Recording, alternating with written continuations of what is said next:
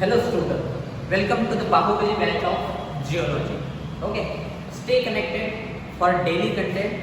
In this batch, we will be teaching entire geology at no cost, free of cost, entirely.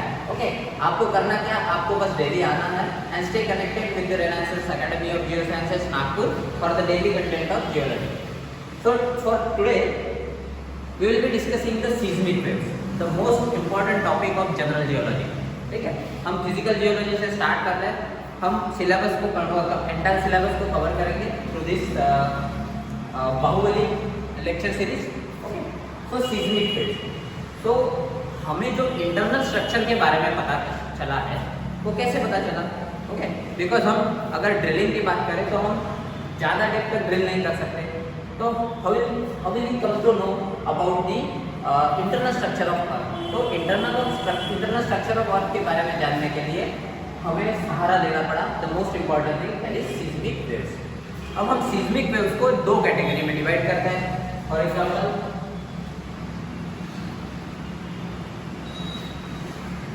One is body waves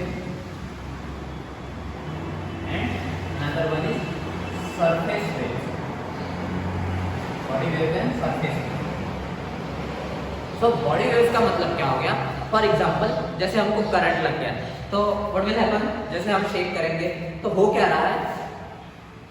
current, जैसे आपने किसी चीज को connect कर लिया, live चीज को, तो करंट क्या होगा? हमारी बॉडी से पास होगा. ओके, और हमें करंट लग जाएगा. बिकॉज क्योंकि हमारी बॉडी एज अ कंडक्टर की तरह एक्ट करेगी, लेकिन हमारी बॉडी उसे रेजिस्ट नहीं कर पाएगी अच्छे से, तो डैमेज हो जाएगी. सिमिलरली ये जो सरफेस ऑफ अर्थ है, जैसे अर्थ बनी है, तो वेव्स जो है वो बॉडी ऑफ अर्थ से ट्रैवल करेंगे. ठीक है, तो ये वेव्स जो है, जो कि एस वेव हो, जो लिक्विड से ट्रैवल नहीं करती, लेकिन पी वेव्स तो ट्रैवल कर जाती है, पी वेव कन्वर्ट हो जाती है. सो दैट्स व्हाई वो बॉडी ऑफ अर्थ से ट्रैवल करती है. इसलिए हम क्या कर रहे हैं? बॉडी वेव्स बोलते हैं, जो बॉडी ऑफ अर्थ से ट्रैवल करेंगे. सरफेस वेव मतलब जो अर्थ के क्रिस्टल पार्ट से ऊपरी सतह से मूव करेंगे. They are nothing but your surface wave. So body wave में कौन कौन आएंगे? फॉर एग्जांपल, इसमें आएंगे आपकी P wave and S wave. And surface wave में कौन आएंगे फिर आपके? इसमें आपकी दो वेव्स आएगी, रेनिंग वेव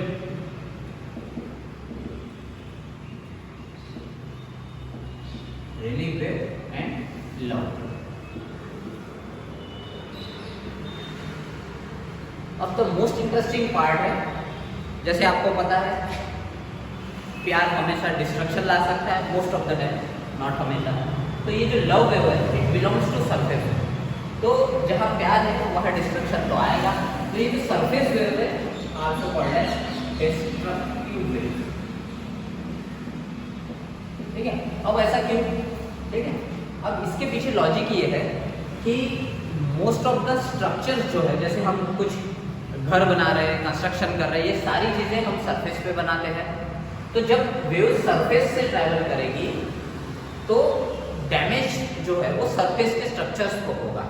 ठीक है, and that's why in terms of damage हम बोलते हैं कि अगर डैमेज स्ट्रक्चर्स को होगा मतलब डिस्ट्रक्शन हो रहा है. That's why we are saying the surface waves are the most destructive one.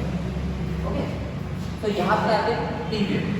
अब इनका एक कैरेक्टरिस्टिक्स होता है, नेचर होता है, जो कभी नहीं बदलता. फॉर एग्जांपल, ये जो पी वेव है, इसे हम प्राइमरी वेव्स भी बोलते हैं. ये इसकी पार्टिकल मोशन जब हम देखते हैं तो particle motion is parallel to the direction of wave propagation. मतलब जिस डायरेक्शन में वेव ट्रैवल कर रही है उसी डायरेक्शन में पार्टिकल ट्रैवल कर रहा है. So particle motion is parallel to the wave propagation like this. In case of S wave, also called as secondary wave, particle motion is transverse to the direction of wave propagation. Transverse मतलब आपका एक प्रकार से perpendicular हो गया. Raining wave जो है, इसमें पार्टिकल मोशन जो है वो इलिप्टिकल होती है. ठीक है, मतलब पार्टिकल अगर ऐसा है तो वो ऐसा जाएगा, है ना, फिर ऐसा आ जाएगा, कुछ इस प्रकार से पार्टिकल मोशन इलिप्टिकल रहेगी. लव वेव जो होती है, इसमें पार्टिकल मोशन ट्रांसवर्स तो है डायरेक्शन ऑफ प्रोपगेशन को, but confined to horizontal plane. ये इसमें हम बैक एंड फोर्थ मूवमेंट को भी देख सकते हैं. टू एंड फ्रो या बैक एंड फोर्थ मूवमेंट। इस वजह से क्या हो जाता है, इन दोनों केस में देखो elliptical and back and forth या टू एंड फ्रो मूवमेंट की वजह से they are more destructive. Okay, जहाँ जब हम प्राइमरी व्यूज की बात आते हैं तो वो पार्टिकल मोशन पैरेलल, यहाँ particle motion transverse in the direction of propagation. P waves को समझने के लिए इसको और कई नाम से एग्जाम में क्या करते हैं, थोड़े ट्रिकी क्वेश्चंस बनाते हैं तो वो डिफरेंट नामों से पूछते हैं। फॉर एग्जांपल पी वेव्स को हम प्राइमरी वेव्स बोल सकते हैं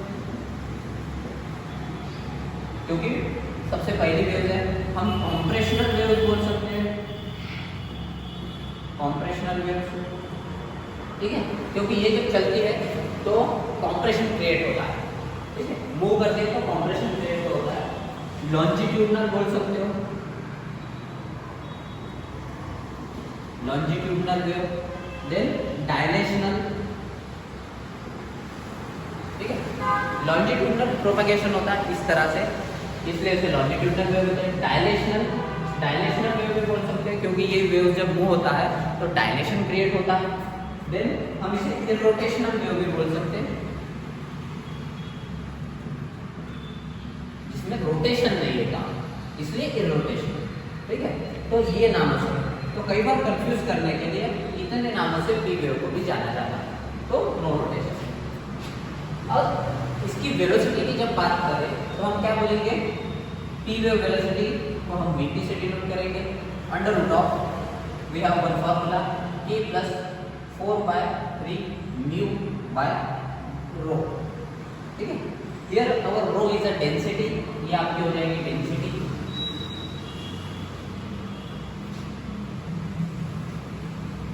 ये हो गया आपका बल्क मॉड्यूलस, ये हो गया आपका रिजिडिटी मॉड्यूलस,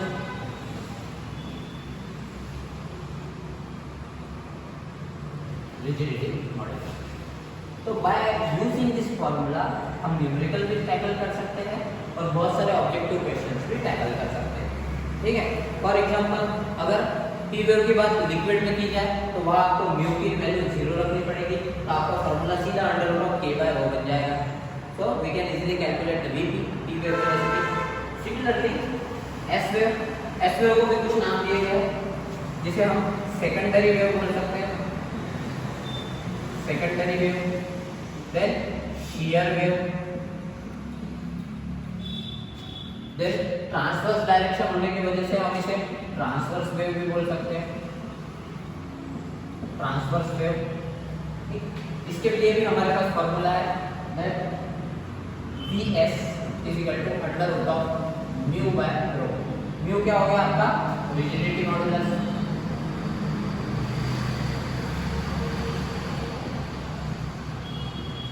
ठीक है, ये कांस्टेंट्स है जिसे हम आगे और डिटेल में पढ़ेंगे। देन आते हैं सरफेस वेव की तरफ। सरफेस वेव को लिए हमने देख लिया कि वो द मोस्ट डिस्ट्रक्टिव वेव है, जिसमें रेलिक वेव में कैसा होता है, इलिप्टिकल पाथ फॉलो हो रही है, ठीक है, जिसके वजह से क्या होता है, शेकिंग ज़्यादा हो जाती है एंड स्ट्रक्चर सरफेस के होने की वजह से डिस्ट्रक्शन भी होता है। लव वेव में हमको बैक एंड फोर्थ मूवमेंट ऐसे देखने को मिल सकती है या टू एंड फ्रो मूवमेंट देखने को मिलती है, and that's why this two waves are the most destructive one. इनको कोई एक्स्ट्रा नाम नहीं है, they are commonly called as surface wave. So like this we can come to know about the seismic waves and their type, और इन्हीं seismic waves की study से हमें इंटरनल स्ट्रक्चर ऑफ अर्थ पता चला है। इसमें तो मोस्ट इम्पॉर्टेंट थिंग ये याद रहे कि एस वेव जो है वो लिक्विड से ट्रैवल नहीं कर पाती, ठीक है, और इसी क्वेश्चन को मतलब इसी चीज़ को यूज़ करके ज़्यादातर ट्रिकी क्वेश्चंस बनाए जाते हैं। तो यहाँ आपको ध्यान देना है, जैसे अगर हम एमएलटी डायमेंशंस की बात करें, जैसे मैं for example P wave velocity की बात करते हैं, जैसे बल्क मॉड्यूलस हम ले लेते हैं, ठीक है। तो अगर हम बल्क मॉड्यूलस की बात करते हैं जिसे हम K से डिनोट कर रहे हैं, तो इसका जो SI यूनिट है, SI यूनिट जो है वो क्या है, न्यूटन पर मीटर स्क्वायर, ठीक है। अगर हम न्यूटन की बात करें, न्यूटन की बात करें तो 1 न्यूटन मतलब क्या होता है, केजी मीटर पर सेकंड स्क्वायर, ठीक है। तो हम क्या कर देते हैं, इसको रख देते हैं, तो क्या हो जाएगा, न्यूटन मतलब केजी मीटर पर second square divided by metre square. तो यहाँ 1 मीटर ये कट गया, तो क्या बचा, केजी, मीटर को ऊपर लेके जाता हूँ, पर मीटर हो जाएगा पर सेकंड स्क्वायर, ठीक है, ये बन जाएगा। और इसी को ही हम क्या बोलते हैं, पास्कल, ठीक है। तो ये आपका बन गया पास्कल। अगर इसके लिए आप एमएल की डायमेंशन लिखना है तो MLT, ठीक है। यह आप 11th स्टैंडर्ड फिजिक्स में पढ़े होंगे। M स्टैंड फॉर मतलब मास, तो यहाँ पे केजी है तो हम इसके ऊपर 1 लिख रहे हैं क्योंकि केजी 1 है। देन मीटर के ऊपर -1 है, मीटर मतलब it denotes length, metre length denote करता है, तो L स्टैंड्स फॉर लेंथ, तो M के ऊपर -1 है तो L के ऊपर हम -1 ले लेते हैं। Then T denotes time, time यहाँ हमने तो सेकंड में दिया, सेकंड में क्या है -2 है तो यहाँ अपन -2 लिख देते हैं। तो ये हो गई ML की डायमेंशन। इसके बाद ऊपर भी कई बार ऑब्जेक्टिव क्वेश्चंस हमें पूछे जाते हैं। So this is all about this small introduction of seismic waves.